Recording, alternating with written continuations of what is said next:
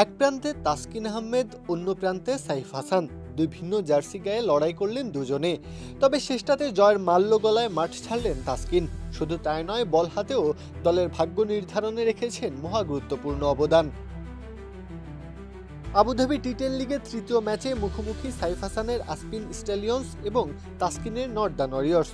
দেশের দুই তারকাকে একসাথে একই ম্যাচে দেখাটা বাংলাদেশি সমর্থকদের জন্য বাড়তি পাওয়া, সেই সাথে প্রত্যাশাও যে একটু বেশি ছিল।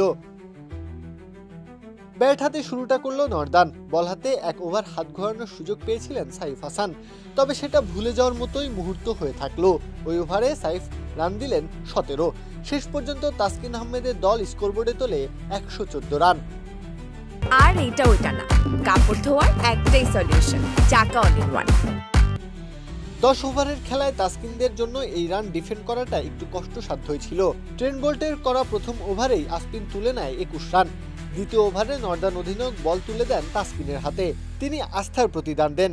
ভয়ঙ্কর আন্দ্রে ফ্লেচারকে তুলে নেন নিজের করা তৃতীয় বলের মাথায়। ওই ওভার থেকে খরচা করেন মোটে 9 রান।